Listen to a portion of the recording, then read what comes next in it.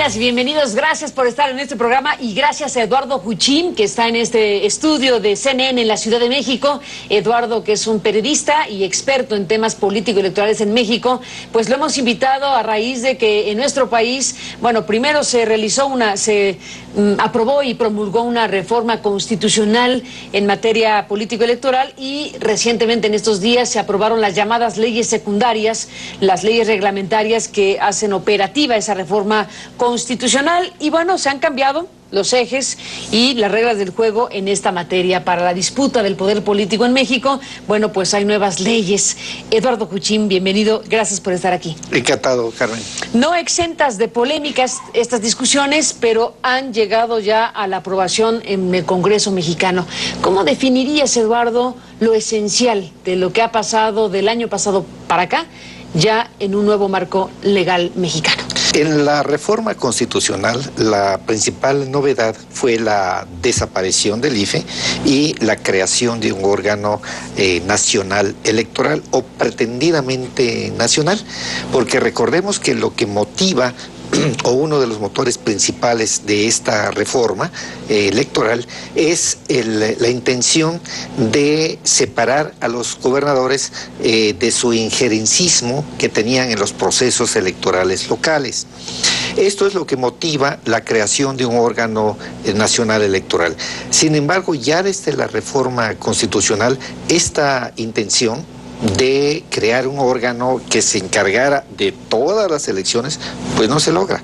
Queda a medias, será llamado un órgano híbrido y el resultado es que tenemos a un órgano pretendidamente nacional que va a tener ya en la práctica alguna intervención en los procesos electorales locales, pero que queda muy lejos de la meta inicial, que era organizar todo. Aunque déjame te interrumpa un segundo aquí, en el caso, uno de los asuntos principales que motivaron la reforma era la intervención indebida de gobernadores en los procesos, empezando por su ascendencia en la autoridad electoral local. Aquí el órgano nacional va a nombrar a las autoridades locales. Esa es, creo yo, una parte que puede ser virtuosa, una de las pocas partes que pueden ser virtuosas de esta reforma, tanto de la constitucional como de la que se acaba de aprobar en las leyes electorales.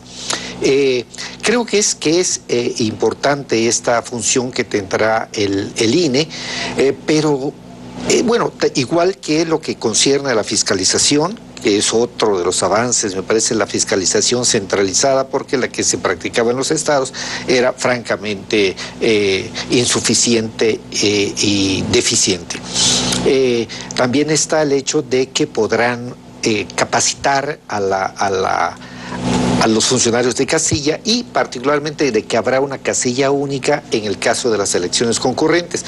Todos estos podemos poner en la parte luminosa de la reforma, pero hay una parte no tan luminosa en la que otra vez aparece la simulación, los requisitos que difícilmente se van a cumplir. Y por supuesto me viene de inmediato el caso de las candidaturas independientes, pero no solo eso, sino que tenemos, por ejemplo, la facultad del INE de atraer los procesos electorales. Ahí está esa facultad en la reforma electoral, en las leyes electorales que se acaban de aprobar.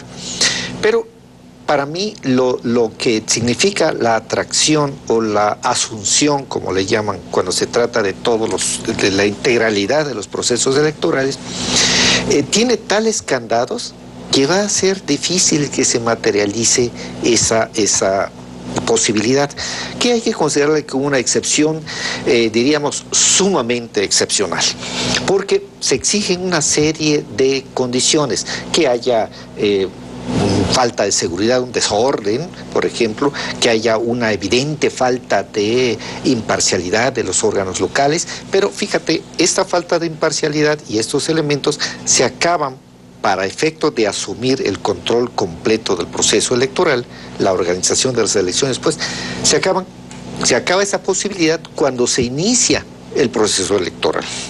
O sea, después, al primer día después del proceso electoral, ya no puede asumir integralmente el INE la organización de las elecciones. Pero hay otro candado peor, es la mayoría calificada en el Consejo General para que pueda ocurrir esta asunción o esta atracción. Porque una mayoría calificada de 8 votos, lo cual significa, en buen romance, que hay 3, que con 3 consejeros impiden que se atraiga cualquier cosa. Y si tenemos en cuenta que hay 4 consejeros proclives a un partido político, claro, a menos que demuestren lo contrario en su desempeño, pero de salida hay 4 consejeros que difícilmente van a votar alguna moción en la que no esté, de este tipo, en la que no esté de acuerdo el partido en el gobierno. O sea, de plano, así lo ves. Pero yo lo veo clarísimo. Hasta que demuestren lo contrario, dices. Claro, todavía el beneficio de la duda, porque acaban de comenzar, no todos, pero por lo menos algunos de esos 4 acaban de comenzar esta tarea, ¿no? Y yo diría que todavía peor, si vemos de cara a su desempeño anterior, hay otros 2 que yo dudaría que pudieran tomar una decisión de esa manera. Pero veamos las cosas al revés. Supongamos que sea el PRI el interesado en que se atraiga una elección. Como solamente se requieren 3 votos para que eso no ocurra, pues de parte de los otros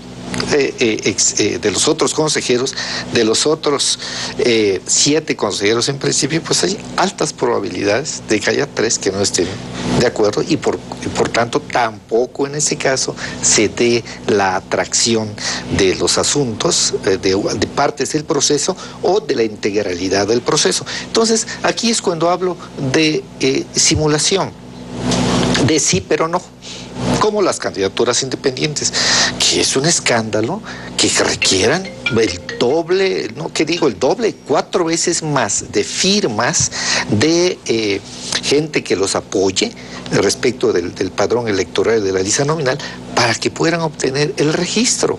Es 4 veces más, son 800,000 firmas las que necesitan. Y claro, irá aumentando conformemente la lista nominal. Digo, por supuesto que ahí hay una... ¿Se puede? Sí, sí se puede, pero es casi imposible que eso se dé. Entonces, esta es una de las partes oscuras de la reforma electoral ya aterrizada en las leyes secundarias. En lo que corresponde, Eduardo Huchim, y las razones por las cuales uno puede entender el porqué de una reforma de este calado, está lo sucedido en el proceso electoral anterior.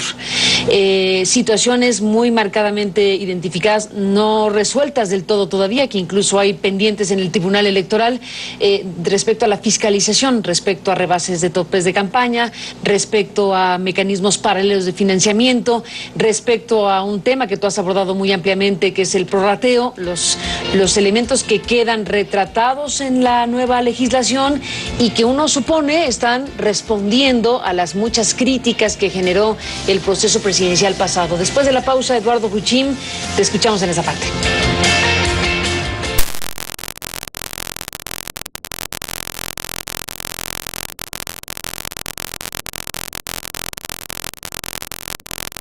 Jim, escuchando tu análisis y tu revisión, tu desmenuzar la nueva realidad electoral y política en México con estas nuevas reglas, para irnos a la pausa te pregunté sobre qué dice la nueva ley, las nuevas leyes reglamentarias, fiscalización, prorrateo, mecanismos paralelos de financiamiento, en fin, todo esto que forma parte de los grandes escándalos del pasado proceso electoral presidencial en México. Hay una serie de reformas, Carmen, de cuya constitucionalidad yo dudaría. ¿De cuya constitucionalidad? ¿Es una reforma constitucional? Es una reforma... o sea, ¿las leyes secundarias? Son derivación de la reforma constitucional. ¿Tú tienes dudas sobre la constitucionalidad de las leyes secundarias? De algunas disposiciones de las leyes secundarias. Por ejemplo, las relativas al financiamiento. Dice la Constitución que el financiamiento público debe prevalecer sobre el privado, pero las reformas que se hicieron abren la puerta para que esto pudiera no cumplirse. Los candados, los límites que existían para el financiamiento privado desaparecen en unos casos, se amplían en otros, y el resultado es que los partidos políticos, por una parte, aumentan la posibilidad de captación de recursos privados. Contra el modelo Algo así principal, como de 33 millones, teniendo en cuenta el financiamiento actual, algo así como 33 millones que tendrían con la legislación anterior y más de 100 millones, grosso modo, por supuesto, que tienen ahora como posibilidad. Y yo me remito, por ejemplo, al caso de los partidos políticos que puedan captar este financiamiento cuando su financiamiento normal, su financiamiento público pudiera ser menor. Entonces ahí se da una posibilidad, se abrió se abrieron los candados, porque hay en los partidos, Carmen, una suerte de voracidad por tener más y más para sus campañas electorales. Pero yo me pregunto, si lo principal que implica la propaganda electoral, que es la propaganda en los medios electrónicos, y esa propaganda no les cuesta, ¿para qué quieren más y más? Pues yo me respondo, pues para comprar votos, para despensas, para ese tipo de cosas. quedan prohibidas. Bueno, queda el tema de los llamados utilitarios en el Sí, de los tema llamados utilitarios textiles, se limitan. ¿no? Se limita a los Así textiles. Así es. O sea, camisetas y gorras. Aunque decía Alejandro Encinas, bueno, pues a ver si no resulta ahora que se donen uniformes para un equipo de fútbol. Bueno, ¿verdad? Son textiles. Son textiles. Bueno, vamos a ver en qué resulta esta legislación. Pero hay otra cosa peor. El límite que había para los simpatizantes desaparece. Solo hay una cantidad mencionada para los procesos electorales. Tienen una cantidad ahí determinada. Pero y fuera de los procesos electorales, pues no hay límite. Entonces, estamos ante el hecho de que un aportante privado pueda dar muchísimos millones a tal grado que supere lo que un determinado partido recibe como financiamiento público. Yo digo, ahí está la inconstitucionalidad. ¿Qué otra viste? Bueno, hay otra que tiene que ver con la propaganda. La propaganda gubernamental, que yo diría que es una propaganda que no debe existir. ¿Por qué tiene el gobierno que hacer propaganda? Salvo, por supuesto, de los casos de salud, educativos, de esas campañas que son perfectamente comprensibles. Una contra el consumo de estupefacientes, por ejemplo, que no hay, por cierto, y que debería haber. Está bien, pero todo lo demás, pues yo creo que el gobierno no tiene por qué hacerse propaganda. En todo caso, la mejor propaganda es la obra pública, los servicios públicos y las políticas públicas en general. ¿Se quedó fuera la reglamentación de la publicidad gubernamental? Aquí se quedó fuera la reglamentación. A pesar de que era una promesa... Y otra vez, sí, el pacto, estaba en el pacto, pero algo más serio, está en la Constitución. Se disponía que la reglamentación del artículo 134 estaría en esta reforma, el 30 de abril. No la reglamentaron y nadie se ocupa de eso. Simplemente el Congreso dijo, eso no lo reglamento, aunque me lo obligue la Constitución. ¿Y entonces queda qué? Aunque ellos mismos hayan fijado en la Constitución. Y como somos nosotros mismos, ¿no lo reglamentamos? Así es. Tremendo. Pero en cambio, tú recordarás aquel artículo 228 del anterior COFIPE relacionado con la propaganda sobre los informes de los funcionarios públicos. Esa disposición que estaba en el COFIPE, inconstitucional, porque el artículo 134, que no fue reglamentado, dice expresamente: en ningún caso se permitirá propaganda personalizada. Bueno, si dice en ningún caso, pues es en ningún caso. En ningún caso, reglamentado, ¿no? Porque ya lo dice la letra de la Constitución. Resulta que el COFIPE hacía una excepción inconstitucional. Pues bueno, esa disposición se incorpora a la nueva ley. Y entonces ahí está la inconstitucionalidad.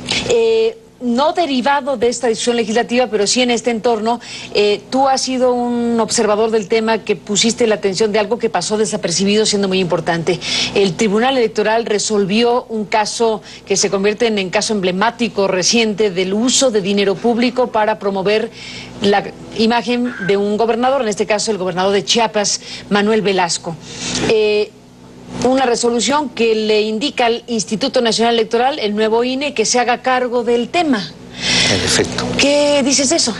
El anterior IFE resolvió hace algunos meses que no era competente, que no tenía competencia para conocer de una queja de PAN y entiendo que del PRD también, relacionadas las quejas con el excesivo volumen de propaganda que hizo el gobernador Velasco de Chiapas, y que fue en todas, prácticamente en la Ciudad de México y en otras, con lo cual violó el COFIPE, porque esta excepción inconstitucional tiene sus requisitos, y uno de los requisitos es que no puede salir del Estado. Aquella propaganda, pues por supuesto que salió del Estado. Y el IFE, argumentando que el 134 no estaba reglamentado y que había criterios del tribunal que lo impedían intervenir en ese tipo de casos, se declaró incompetente. Que es lo que yo discutía, que no podía haber una incompetencia si el IFE era la primera autoridad que tenía que aplicar el COFIPE. Pues bueno, en una de las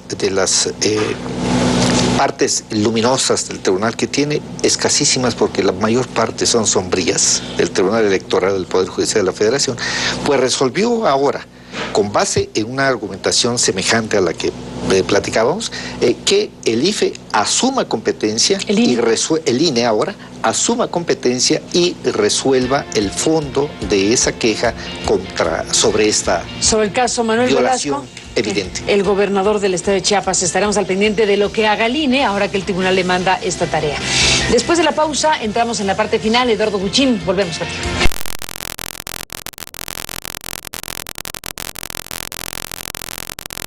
Eduardo Guchín, entramos en la parte final de esta revisión que haces de la reforma político-electoral en México. Me detengo en una de las partes que generó más escándalo en los últimos días, que tiene que ver con que, como dicen algunos, en la nocturnidad, sin que muchos legisladores supieran, así lo declararon, que se había incorporado algo que en su momento se había ya eliminado de la reforma constitucional y que se incorporó en las reformas, en las leyes secundarias, el llamado haber de retiro.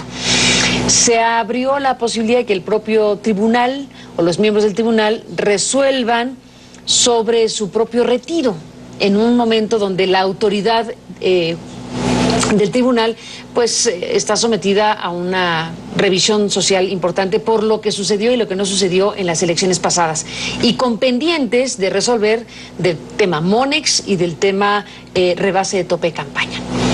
¿Qué dices de esa parte de la discusión que atrapó, casi monopolizó algunas horas de la atención pública? Bueno, quizá habría que comenzar por decir que es lamentable lo que ocurrió, Carmen, en el proceso de negociación, de revisión y de aprobación de las leyes secundarias en materia electoral, por la abierta intromisión lamentable tanto en la Cámara, pero sobre todo en el Senado, de los enviados de Los Pinos, el personaje Castillejos y el personaje Nuño. Creo que esta intromisión... Humberto Castillejos, el jurídico de la presidencia, y Alberto Nuño, el secretario particular. Yo creo que esta intromisión no la debieron tolerar los legisladores, particularmente ahora los senadores, porque no es solamente que vayan y quieran exponer el punto de vista, lo cual sería perfectamente válido, ocurre en todas partes, sino que tomaron la dirección de la negociación. Y esto no puede ser. Es un poder entrometiéndose en otro. Me parece muy raro que los senadores lo hayan permitido, pero bueno, según los senadores dicen que sí estaban enterados, pero que habían convenido en retirarlo y no se retiró. Y otros dicen que no, que los chamaquearon porque se los pasaron sin que se dieran cuenta. Como quiera que sea, lo cierto es que sí hay una chamaqueada, ¿no? Porque con el candor senadores, pues permitieron que aquello, sí, ya que lo vas a quitar muy bien, y no se ocupan de revisarlo después, ¿verdad? Porque confían en que ya lo acordado pues va a ser, pues, en fin, hay una chamaqueada. Pero bueno, el haber de retiro. Hay una prohibición para que los magistrados del Tribunal, de la Sala Superior del Tribunal Electoral del Poder Judicial de la Federación, ejerzan como litigantes una vez que terminan su encargo. Y esta es la razón entre comillas, para que se acuerde o se autorice el acuerdo para ese haber de retiro. Es decir, una cantidad determinada por determinado tiempo, aunque dejan tan abierta, al hacer la reforma, dejan tan abierta que da lugar a pensar que puede ser una pensión vitalicia similar a la de los ministros de la Corte. Que está establecido este haber de retiro, ahí sí, pensión vitalicia para los ministros de la Corte, pero no para los magistrados. Pero ya aterrizando esto, lo cierto es que los emolumentos de los magistrados del Tribunal Electoral y las prestaciones que tienen son de ensueño, son muy altas, pero de verdad muy elevadas, como para pensar que no pudieran tener lo necesario para pasar no 2 años, el resto de su vida.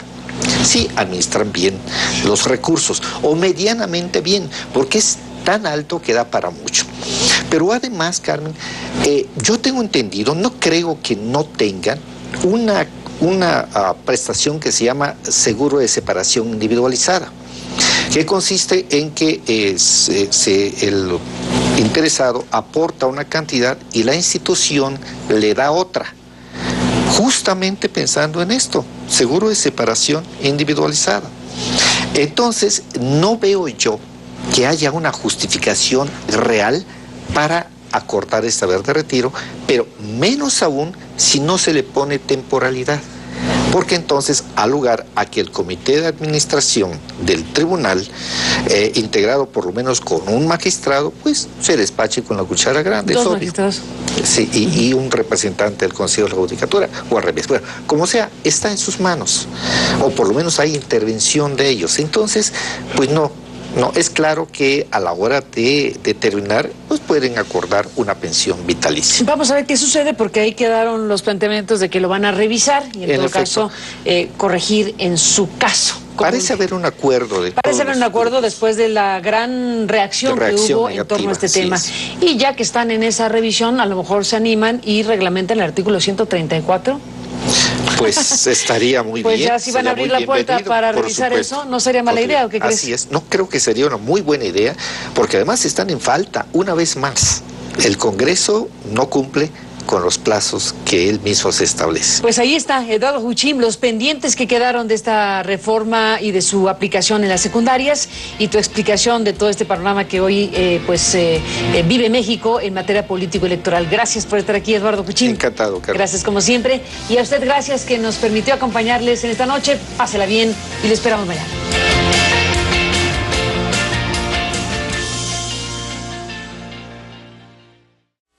Bueno, en la semana pasada finalmente se aprobó la reforma electoral en el Senado, pasaron la minuta a la Cámara de Diputados, en donde han dicho que no le van a cambiar ni una coma para que salga ya adelante esta reforma y empiece a operar pues el Instituto Nacional Electoral ya con la legislación secundaria en los preparativos de la elección del año que viene, en 2015. Bueno, hay muchos puntos desde luego de la ley, fueron varias leyes las que se aprobaron, la de procedimientos, de procesos electorales y procedimientos institucionales, y también la de partidos políticos, que se aparece como una nueva ley. Sacaron del COFIPE lo que había de regulación de partidos políticos, le agregaron algunas cosas, y entonces ya hay una ley de partidos políticos que regula la vida interna, los procedimientos, las obligaciones de los partidos, en una ley aparte. Pero yo diría que uno de los puntos centrales que giraron en torno de los objetivos y de la polémica de esta ley era el papel del Instituto Nacional Electoral, el papel que centraliza en buena medida los procedimientos electorales locales, los procesos electorales locales, porque quedó como un híbrido, y entonces la controversia incluso y las diferencias que había entre los partidos es ¿qué tanto puede o con qué tanta facilidad puede el Instituto Nacional Electoral atraer los procesos electorales? Si muy fácilmente, bajo cualquier pretexto, digamos, o no tan sencillo, no tan fácilmente, sino en condiciones ya muy específicas, muy especiales. Y quedó así. Será excepcional cuando el Instituto Nacional Electoral pueda atraer a un proceso local, se dice, en condiciones muy especiales, cuando ya se vean ilícitos muy graves, y sin embargo le dieron al instituto muchísimas atribuciones de lo que constituye partes esenciales del proceso electoral. Por ejemplo, el padrón, que ya estaba, pero ahora ya no se requerirá convenio. Sobre la base del padrón se hará ya todos los listados nominales de las leyes locales, de los procesos locales. Casilla única cuando sean concurrentes. La selección del personal de los funcionarios de casilla correrá por el INE. La capacitación de ese mismo personal correrá por el INE.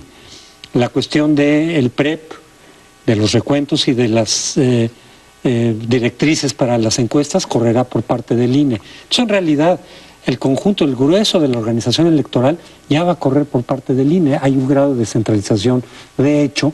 Y ya nada más ya la operación propiamente del proceso lo llevarán de manera autónoma los institutos locales, que ya no se llaman así, no se llaman organismos públicos autónomos, pero dependerán del Instituto Nacional Electoral. Y además el propio instituto será el que nombre a los consejeros. A los consejeros de los diferentes institutos. Entonces, en realidad, sí fue un buen grado de centralización, y quedan algunas cosas que manejarán los institutos locales, los consejeros locales, con autonomía, y ya solo en condiciones de cierta gravedad podrán atraer también ese proceso en el INE. Pero de hecho lo que quedó fue más, yo diría, que lo que buscaba el PAN, es decir, que hubiera un mayor grado de centralización en el INE, de lo que significa la estructura básica del proceso electoral. Yo creo que la reforma esta no resuelve prácticamente nada, te deja un ambiente, digamos, de insatisfacción, incluso entre los propios consejeros del Instituto Nacional Electoral,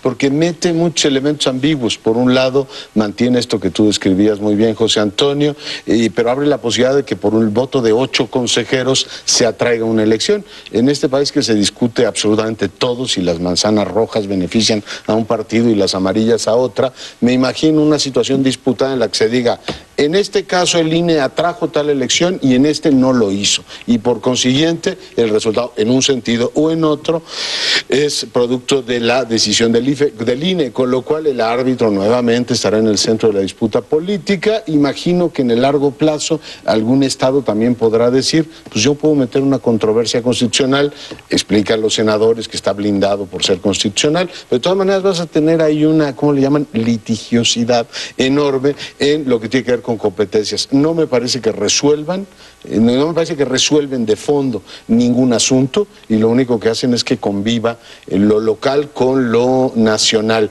Además, los van a nombrar a los consejeros, a los funcionarios de los órganos locales, el INE, pero si no entiendo mal, los congresos estatales van a aprobar sus emolumentos, con lo cual parte del presupuesto va a seguir dependiendo de los congresos locales y en última instancia de los gobernadores. Suma, me parece que es una reforma que qué bueno que ya la pasaron para dejar atrás el asunto, pero que no resuelve nada. Abordo desde otro ángulo. Me parece que la reforma no tocó dos aspectos en los cuales se han distinguido las legislaciones electorales: la voracidad y la exclusión. Es una ley voraz y excluyente. Voraz porque los partidos decidieron no modificar para nada las gigantescas cantidades que reciben cada año, porque desde el 2006 metieron a la Constitución un fraseo que permite que sean las únicas instituciones públicas de este país cuyo presupuesto, el crecimiento del presupuesto está garantizado en la Constitución, son los partidos políticos. Y no ha parado de crecer y no va a parar de seguir creciendo hasta que la población se estabilice en el 2032 aproximadamente. Por tanto, siguen igual de voraces y seguirán recibiendo las mismas cantidades de dinero. La legislación tampoco modificó la tendencia al monopolio. Vivimos en un país de monopolios. Todo el que puede monopoliza. ¿Por qué los partidos iban a hacer la exclusión y no iban a monopolizar lo público? Y se las arreglaron para poner una cantidad risible, por grotesca, de trabas para la participación de aquellos ciudadanos que en algún arrebato de pasión cívica deseen participar en los asuntos públicos. Es casi imposible. Todo aquel que quiera ingresar al ámbito de lo público, prepárese para la frustración, porque los partidos le van a poner traba tras traba de una u otra manera, porque para los partidos ellos son los únicos que tienen el monopolio del presupuesto y de los cargos, para luego repartírselos en moches, para todo ese fenómeno de depredación del presupuesto que hacen los partidos. Dicho esto, bueno, probablemente si hay algunas mejoras en la eficiencia, porque reconozcamos, a los gobernadores se les pasó la mano en el agandalle de sus institutos electorales y era francamente ofensivo observar los despropósitos que se hacen, o se hacían y se hacen todavía en las entidades, y ojalá y mejore la eficiencia. En todo caso, los comisionados del Instituto Nacional Electoral se sacaron la rifa de un hato de tigres, porque vamos, la cantidad de asuntos complicados que van a tener que lidiar y resolver o medio resolver es gigantesca para unos individuos que dependen, son prisioneros, son rehenes de los partidos políticos que son los que los pusieron. Yo creo que has planteado un asunto crucial, Sergio, que es dónde quedan los ciudadanos en esta reforma múltiple en cuanto a varias leyes, dónde queda la consideración de los derechos de los ciudadanos. Yo creo que es un asunto que hay que dirimir con calma, pero me parece, en principio, que quedan muy rebajados los derechos de los ciudadanos, como posibilidad realmente de ejercer esos derechos. Quiero decir que hay una pequeña ventaja en que se aprueben las leyes electorales en mayo, como parece que será en estos días, porque el proceso electoral empieza en octubre, pero que está corriéndose para que empiece en septiembre. El proceso electoral va a quedar en octubre. ¿Va a quedar en octubre? Bueno, entonces tenemos 3 meses por delante, porque la ley misma dice que 3 meses antes de que inicie el proceso electoral, que empieza con la primera reunión del Consejo General del INE ahora, en octubre, pues tenemos junio, julio, agosto y septiembre, habría más de los 3 meses previstos. Lo que planteas me parece muy sensibilizado como respuesta de las leyes electorales en el tratamiento que se da a los posibles candidatos independientes. Hay 3 tipos de candidatos independientes a nivel federal: presidente de la República, senadores y diputados. En presidente de la República le pusieron un 1% del padrón, que es altísimo. Estamos hablando de alrededor de 800,000 firmas, posiblemente, según el padrón, para ser candidato presidencial. Puede ser que esto no sea tan malo. Lo que me parece verdaderamente abrumador, porque es donde se podrían generar la mayor parte de candidatos independientes que se justificarían, es a nivel tanto de los legisladores federales como de los presidentes municipales, pero en los que les ponen el 2%. Y yo creo que con el 0,5% hubiera sido más que suficiente, porque ya estamos hablando de miles que tienen que hacer con sus propios recursos sin tener ningún financiamiento. De tal manera que el 0,5% del padrón de su distrito o de su estado, si es senador de estado, si es diputado o candidato pretendido de distrito, de mayoría tienen que ser, no puede haber candidatos independientes en representación proporcional, que ese es un patrimonio exclusivo y absoluto de los partidos, ¿no? Entonces, esto me parece que es grave porque está poniendo en la práctica un bloqueo muy fuerte para que haya candidatos independientes. Sobre todo, yo diría, en el Congreso, que es donde podríamos escuchar voces auténticas. Pero en la presidencia de la República es muy difícil que un candidato independiente, en cualquier país, cuando hemos visto los ejemplos de Estados Unidos, hemos visto como alguno, como Ross Perot, llegó con una cantidad de dinero enorme, gastando millones de dólares en la televisión, llegó al 19% de los votos. Pero en general, yo tampoco creo que en el Congreso aporten mucho los ciudadanos, las maquinarias de los partidos son las que finalmente deciden, pero en todo caso te mandan una señal diciendo el condominio es nuestro y no queremos que entren. Hay tres cosas, Crespo, que me llamaron la atención. Uno es la ampliación del financiamiento privado que pueden recibir los partidos, no solamente lo que apuntaba Sergio, que son voraces, sino que dicen, además queremos abrir la ventana o la llave para que nos entre más dinero. La otra es, el PRI dijo, a ver, candidatos comunes inaceptable en el plano nacional, lo acepto en el plano local, creo que ahí hay una señal política muy interesante. Y la otra es como más práctica, más de iniciados, pero me parece muy relevante, tú que conoces además muy bien esto, dejan al contralor del IFE como contralor del INE. Y yo recuerdo el pleitazo que se dieron cuando el contralor, digo que los consejeros anteriores del IFE se habían puesto todos de acuerdo para comprar un edificio, una cosa tremenda. Yo no sé si eso presagia una intromisión del legislativo en un órgano autónomo, decir, a ver señores, de todas maneras los tenemos controlados por aquí. Sí, desde luego eso generó problemas. Y un último punto, antes de despedirnos, las causales de nulidad, que serán por sobregasto de campañas ahora sí, lo que se pidió en 2012 que se hiciera, no estaba regulado, e incluso por la adquisición ilícita de medios, que puede ser desde entrevistas pagadas por debajo de la mesa, o notas informativas, o más bien comerciales presentados como notas informativas, pero siempre y cuando el margen entre primero y segundo lugar sea del 5% o menos, es decir, para que sea determinante la falta. Pero yo quiero nada más preguntar, por último, lo que va a pasar si de veras entre primero y segundo lugar es un margen de menor al 5%, con irregularidades que seguramente se van a dar, va a haber la presión para que se anule la elección de manera impresionante. Pero regresamos en unos momentos. Bueno, pues mientras vemos, como lo vimos en el segmento anterior, que nuestra clase política cada vez está más desprestigiada, en particular los legisladores y los partidos, al mismo tiempo presenciamos una gran pelea de eso que llamamos la chiquillada, por sobrevivir, y cuando digo sobrevivir es por seguir chupando del erario, por seguir teniendo las prerrogativas, las muy jugosas prerrogativas que otorga nuestro muy generoso sistema de financiamiento público a los partidos. Hoy en día tenemos 8 partidos políticos representados en el Congreso.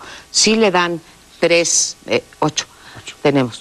Y si le dan 3 más, que son los que están solicitando registro, tendremos en las elecciones del 2015, tendremos 11 partidos compitiendo. Si esto lo contrastamos con lo que hemos estado diciendo anteriormente, pues uno se pregunta ¿cómo para qué? De esos partidos, los 3 grandes, el PRI, PAN, PRD, concentran el 90%, el 89% de la representación, y los otros se han ido defendiendo a través de la legislación para mantenerse en el escenario político. Y hoy, bueno, viene un tercer golpe, y digo un tercer golpe a los partidos chicos porque se les dio uno en el 2007 cuando se les quitó la cláusula de la vida eterna que les permitía competir a través de un convenio y entonces repartirse los votos de antemano. Después se les dio un segundo golpe en la reforma constitucional pasada, en el 2014, en enero de 2014, en donde se eleva el umbral para tener el registro a 3%. Sí. Y ahora se les da otra porque los diputados y los senadores, aparentemente sin darse cuenta, pasaron una nueva legislación en donde dice que en caso de que vaya a coalición y se marquen 2 emblemas, pues contará para el candidato, más no por el partido, y por lo tanto será menor la votación. ¿Qué está en juego aquí, pregunto yo? ¿La representación, la representatividad, o más bien los recursos y el poder de chantaje que esto trae para la representación? Perdón, María, pero yo tengo la impresión de que son 7. Son los 3 grandes. Son los 3 grandes: PRI, PAN, PRD, PT, Movimiento Ciudadano, PANAL y Verde. Son 7, ¿no? 7. Son 7. Es que yo los estoy constantemente analizando. No, pero van a ser 10, lo cual podría traer una enorme... Primero, ya Sartori decía que cuando hay una dispersión de este tipo, de más de 5 partidos, hay problemas muy graves. de estabilización del sistema de partidos, y para la ciudadanía hay una confusión enorme, va borrando muchas fronteras, etcétera, porque tener 10 opciones, las paredes pintadas de muchos colores, es un cromatismo bestial, ¿verdad?, ad nauseam. Entonces, bueno, estamos teniendo una situación que trae más bien confusión pero es más como el sistema democracia. pi mexicano, ¿no? 3.1416, es decir, son tres partidos y todo lo demás no cuenta. Es decir, el propio Peña Nieto en el Congreso no es atomización pura, como decía Sartori, que se vuelve muy difícil. Aquí articular mayorías se demostró que tampoco es tan complicado, incluso para eso. A mí me divierte ver los marcadores de cómo votan los partidos, y en esa reforma concretamente, PANAL, Verde, el PT, que vota en contra de todo, en esa votó, nada más se abstuvo en el Movimiento Ciudadano Ricardo Monreal, pero votaron todos. Y bueno, pues el tema interesante es ver la variante efectivamente partidocrática que toma. Tú ya lo escribías y lo escribías muy bien, ¿no? Es decir, una variante como bastarda de la poliarquía de la democracia es esta partidocracia, que en los últimos, digamos, meses se ha servido con la cuchara grande. O sea, no solamente se dan esto, y dicen, sí, vamos a ayudar a los partidos chiquitos porque son nuestros cuates, y los vamos a tener ahí porque nos han ayudado el Verde, el PANAL, el PT o el Movimiento Ciudadano, que ahora que López Obrador va a ser su partido, andan huérfanos y andan viendo a ver de dónde se pegan para poder seguir viviendo el presupuesto. Y la otra, ya lo comentamos en varias ocasiones, pero es la expresión pura de la partidocracia. Dice, vamos a darle a los ciudadanos la posibilidad de que reelijan a sus alcaldes en el caso rarísimo de que tengan uno bueno. Entonces vamos a decir, se lo quedan, pero tiene que pasar por el tubo de los partidos, si no, no hay reelección posible. Por tanto, sí, la partidocracia en este caso ha enseñado las fauces de una manera poco decente. Yo no diría, cuando... Eres muy amable cuando dices que si hay algún alcalde bueno, alguno raro y algún legislador... o algún narco, ¿no? Que se quieran reelegir y tienen que pasar, ¿dijiste por qué? Por el tubo de los partidos. No, yo diría que son las orcas caudinas. ¿No es el caño? Son las orcas caudinas, esas que los romanos cuando vencieron... le hicieron pasar a sus enemigos. Tienes que humillarte, tienes que humillarte, o sea que no puede quedar, no, vamos a usar un lenguaje bíblico, no podrá haber un justo que se reelija, porque si se reelige pasa por esas orcas caudinas de los partidos. Y claro que los partidos, uno de los partidos grandes, el PAN, es el que quiere acabar con las últimas posibilidades de los chiquitos. Pero estamos en una situación en la cual tan malo el Pinto como el Colorado, claro, porque si son los tres grandes, no se hace uno de los tres. ¿Y de los... Son la partidocracia pura, la no representación de los mexicanos. Los partidos pequeñitos podrían llegar a ser, si realmente hicieran su trabajo, en algunas regiones, en algunas clases, en algún tipo de mexicanos, podrían representarlo. Podrían, no digo que lo hagan. Pero ahorita, tal y como están, con los 7 partidos que tú señalaste, francamente no hay a quién irle. Pueden, entre ellos, los más grandes, cortarle la cabeza a los pequeños. ¿Y eso va a mejorar en algo la situación? Absolutamente nada. Simplemente va a hacer que el pastel sea un poquito más para nosotros. Ahora, la desgracia es que estos 5 partidos chiquitos, o 4 partidos chiquitos, estos 4 partidos chiquitos, 2 más de la izquierda y 2 más pegados al PRI, pues no representan gran cosa ni son la solución. No es que digas, ahí veo yo la punta, sí, el germen de un partido pues menos corrupto, más democrático, que tenga otros valores. Lo que estamos presenciando en esta... bueno, ya es controversia constitucional, ya la pusieron ante la Suprema Corte de Justicia. No estamos hablando de verdad de principios democráticos, ni de proporcionalidad, ni de justicia electoral. Señalabas tú, el PAN está de un lado. ¿Por qué está de ese lado? Porque él no va en alianza con nadie. Ya es la 5ª elección federal en la que va a ir solo. Y los otros, ¿por qué sí? Pues porque tienen a sus aliados, los cuales en algún momento les pueden servir en los votos en el Congreso y los tienen de aliados ahí. Y los chiquitos, ¿cuál es? No es su ideología, ¿cuál es su interés? Que ahí viene, por ejemplo, Morena, y pues el Partido del Trabajo y Movimiento Ciudadano peligran, porque se está creando un polo ahí de izquierda que va a atraer muchos más votos de los que puede atraer ellos mismos. Yo nada más les digo una cosa, cuando antes había la posibilidad de coaliciones y que pudieran repartirse los votos de esta manera, Convergencia se llevó 17, 18 diputados. A la siguiente elección, cuando quitaron la cláusula de la vida eterna, se llevó 7. ¿Sí? ¿Por qué? Pues porque ahí hay una transferencia de votos al margen de los ciudadanos. Vamos a ver qué resuelve la Suprema Corte, pero sí vemos aquí la rebatinga de recursos y no de programas ni de... Ahora que mencionabas lo de las coaliciones, Amparo, yo estoy estudiando las coaliciones que se han venido dando en los últimos años. Les puedo decir que en la mayor parte de las elecciones, pero amplísima, de 2010, 2011, 2012, 2013, todas fueron, en una inmensa mayoría fueron coaliciones, a nivel municipal incluso. El PRI en un 95% aliado con el Verde. Eso de que están más o menos cerca, no, está totalmente integrado, ¿no? Y así votan en el Congreso, etcétera. La otra cuestión es que la discusión que se está dando es porque a partir de estas coaliciones que han sido el patrón más o menos emergente y que va dominando la escena de los partidos, ya nadie puede ir solo, nadie puede ganar solo, es una especie de constatación de que nadie puede ir solo. Los partidos chicos aprovechan para obtener alguna votación, pero los grandes para el margencito, o los medianos para el margencito que les falta para lograr ciertos propósitos.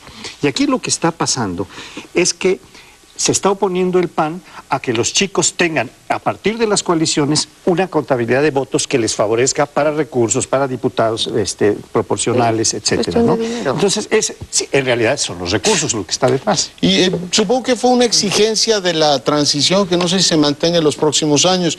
Para el PAN, cuando fue con, ¿cómo se llama?, con un candidato que era Vicente Fox, apoyado por el Verde. Yo recuerdo el libro de Ortiz que decía, ¿por qué tuvieron que elegir a un compañero de viaje? Por aquello que se veía mal que el candidato a presidente fuera solo. El PRD buscó siempre estas alianzas para decir, somos en realidad un frente plural, y el PRI se inventó esta alianza con el Verde como para dar una imagen de pluralidad, que yo creo que con el tiempo se ha desgastado. Ya nadie se cree que el PRI y el Verde son partidos diferentes, ¿no? Se intercambian candidaturas. Bueno, en Chiapas tienen gobernador del Como Verde. tú dices, a la hora de las votaciones el Verde funciona exactamente como un sector del revolucionario institucional. Por tanto, esta exigencia de presentarse como plurales, de que estamos sumando fuerzas para presentarnos así, no como los partidos solos, yo creo que está cada vez más desgastada por el propio desgaste que han tenido estos partidos acompañantes, que antes eran paraestatales y ahora son para partidos, ¿no? Viven efectivamente, como en su momento el régimen decía, el candidato del PRI va apoyado por el PARMI, el PPS, es decir, no es el único, como que se heredaba esta cromática, es decir, en realidad son muchas fuerzas las que apoyan al candidato cuando en realidad va pues por el partido principal, ¿no? Y la forma como ahora se está negociando, el PAN dice, yo no apoyo algo que es tan vital como es la reforma energética, a cambio de que me den esto de los partidos, quiero la guillotina para los partidos y entonces yo les doy a ustedes lo que quieren, que es el aumento de la privatización en la energía. Para mí eso es de plano estar cambiando lentejas por algo muy importante, pero también señala bien la naturaleza de los partidos. Lo chiquito con lo grande y lo cambian como si fueran exactamente cosas iguales. Y luego se preguntan por qué salen tan bajos en las mediciones de la ciudadanía. En el aprecio por parte de nosotros. Terminamos aquí con la chiquillada, vamos a ver qué dice la Suprema Corte y nos queda un último bloque para terminar este primer plano. En los últimos años el federalismo mexicano no goza de muy buena prensa, federalismo, varones feudales, en fin, a los gobernados se les ha llamado de mil maneras. Y es verdad, el federalismo no ha dado buenos resultados. Revise uno el ordenamiento territorial del país, la nómina de los maestros, que en los últimos meses, semanas incluso ha sido objeto de escándalo, la integración de policías, la integración de unidades antisecuestros, en fin, no le paso revista a todos los temas que en principio los señores gobernadores deberían revisar. trabajar y sin embargo esto no ha funcionado. Han recibido en los últimos 15, 18 años más dinero, o sea, crecientemente manejan presupuesto y los resultados son débiles. Y ante esta situación, incluyo los temas electorales y algunos más, la reacción de muchos sectores de la sociedad mexicana es centralicemos funciones. Y yo creo que hay que revisar, les propongo hacer por supuesto, una revisión con mayor perspectiva de si efectivamente el centralismo soluciona algo en este país. Los que ya tenemos cierta edad recordamos periodos en donde el presidente tenía todas las capacidades y no por eso este país funcionaba mejor, era menos corrupto y las elecciones no eran objeto de fraude. Es decir, detrás del centralismo hay también enfermedades que ha padecido este país y en consecuencia, lo planteo así abiertamente para escuchar sus puntos de vista, esto de querer resolver un grave problema, que ciertamente el sistema federal mexicano no está dando los resultados que los ciudadanos esperan. Si el centralismo es una solución, me parece que es un canto de sirena peligrosísimo. ¿Cuál es su punto de vista? Pues yo, oyéndote, Leonardo, recordaba un discurso de Fray Servando Teresa de Mier en los orígenes de la República Mexicana, cuando se discutían dos cosas fundamentales. Una de ellas era si monarquía o república, que fue una discusión más en los hechos, imponiéndose la monarquía con Agustín I por 11 meses nada más. Y la segunda era si centralismo o federalismo, Estado unitario central o Estado federal. Y Fray Servando tiene un discurso verdaderamente extraordinario, es un gran orador, un hombre muy informado de la ciencia política de su tiempo y de las realidades que había en el mundo. Él dice, yo no soy un antifederalista, pero hay que aclarar que hay distintos tipos de federalismo. Y dice Fray Servando, lo hay en Holanda, lo hay en Suiza y algún otro más, y lo hay en Estados Unidos. Yo a lo que me opongo es a que se copie literalmente el de los Estados Unidos, no a cualquier tipo de federalismo. Y invoca algunas realidades de países del sur de América, Brasil, Argentina y Colombia, en donde se había lanzado un federalismo que era también copia del de los Estados Unidos y habían tenido que regresar metiendo una serie de medidas centralizadoras. Esto es lo que nos está pasando ahora. ¿Por qué? Porque existen 25 tipos de federalismo en el concierto de las 190 naciones que existen en el mundo. Y cada uno de ellos es diferente. Fray Servando tenía razón y en los hechos se fue mostrando cuando el presidente de la República en tiempos más recientes nombraba a todos los gobernadores, a todos. En Estados Unidos eso no pasa. El presidente de la República se somete a las decisiones de los ciudadanos. Y así sucesivamente fuimos echando para atrás una serie de cuestiones que estaban descentralizadas, como la educación pública. Vasconcelos la centraliza y le dice, esto es federalización. Así le llaman. Cuando hay problemas de tipo laboral, que la ley laboral se las asignaban a los estados, la jalan a la federación porque en los estados hay demasiada corrupción. Y ahora, en la cuestión electoral, estamos viendo que como habían puesto sus grandes bonos los gobernadores para poder seguir haciendo lo que quieran, ahora se está centralizando en el INE. Es decir, tenemos un federalismo que ha sido totalmente desvirtuado por la práctica política y que el autoritarismo se va a ver ahora concentrado en el federalismo, en las instituciones centrales del gobierno federal, que es centralizar. Lo que pasa es que aquí también a veces identificamos centralismo con autoritarismo. Y tampoco es el caso, porque también hay democracias que son una república central, o república o monarquía, lo que sea. La mayor parte de los países. Sí, que son centrales y no por eso dejan de ser democráticos, pero aquí sí hay una asociación entre centralismo y el conservadurismo del siglo XIX, desde luego, Santana y todo eso, y también como autoritarismo. Pero la realidad, como dice Paul, efectivamente es que las épocas de federalismo realmente han sido de dispersión política, de feudalismo, en donde se hace lo que el gobernador o el señor regional, el cacique regional, quiere que se haga internamente, sin intromisión de nadie más. No, eso no es un federalismo democrático. Y lo hemos visto en diferentes periodos, después de la independencia, inmediatamente después de la revolución, cuando se descentraliza el poder, y últimamente también hemos visto cómo de pronto los gobernadores captan o detentan mayor autonomía respecto de la que tenían en un régimen, ahí sí, presidencialista, con un montón de abusos, con un montón de corrupción, sin que nadie se pueda meter. Por eso es que a veces se le dice que en realidad tenemos un feudalismo más que un federalismo, y por eso de pronto dicen, bueno, vamos a centralizar algunas de las funciones, es decir, modificar el federalismo que tenemos, bajando un poco más a las facultades que el centro pueda tener para controlar un poco más a los gobernadores, en la medida en que no hay un proceso democrático real en los estados, instituciones que realmente puedan contener y llamar a cuentas a los gobernadores, eso no hay. Entonces se convierten realmente en poderes feudales. Este debate, que es viejísimo, me parece que ilustra muy bien ese flotar entre el sueño guajiro y la evasión.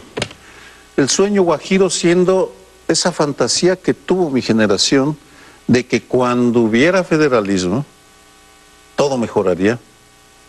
Y de hecho creo que el PAN fue uno de los grandes promotores de esa idea, y la metió en la cultura política, fue muy exitoso en hacernos creer eso, que ha resultado ser un fiasco, lo que me lleva a la evasión. ¿Por qué no ha funcionado el federalismo?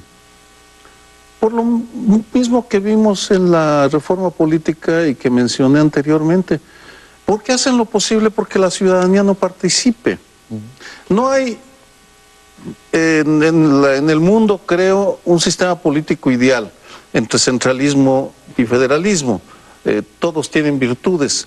Lo que sí puede asegurarse es que en la medida en la que haya más participación positiva de la ciudadanía, mejora el ejercicio de gobierno, sea independientemente del tipo de régimen que tenemos. En México sí hay entidades donde funciona mejor el federalismo. Menciono la que vivimos, el Distrito Federal, que es una entidad. Hay una mayor participación ciudadana, lo mismo en Baja California, lo mismo en Nuevo León o en Mérida, por ejemplo. Pero en la mayor parte de del país, los partidos o la clase política hace lo posible por excluir a la ciudadanía, no la dejan participar.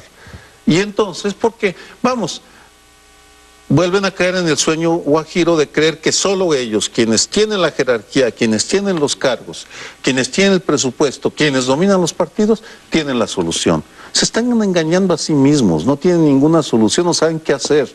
Son una bola de ignorantes e ineficaces. A mí lo que me preocupa es que una buena parte de las reformas políticas que se han discutido en los últimos años, hace un momento hablábamos de la más reciente, simple y llanamente se desentienden de este problema y dicen, hombre, no funciona bien el federalismo y a lo mejor habría que centralizar ciertas funciones, lo cual te lleva a un problema muy serio porque un Estado no puede tener una organización territorial variada y decir, a ver, como aquí en el DF si hay un principio de orden y sociedad civil un poquito más dura y medios de comunicación independientes, pues aquí sí puede funcionar y de hecho funciona mejor que en los tiempos del centralismo. En cambio, en Michoacán, como está debilitado digamos, la estructura, el tejido social, pues ahí les mandamos un comisionado que los gobierne. Y yo creo que una de tres, o realmente vamos hacia un centralismo democrático, como lo planteaba Crespo, es decir, no volver a los fantasmas y no hay que ir al 19. Carlos Salinas de Gortari gobernó con todos los instrumentos, mayoría en el Congreso y sometiendo a los gobernadores, y así acabó este país.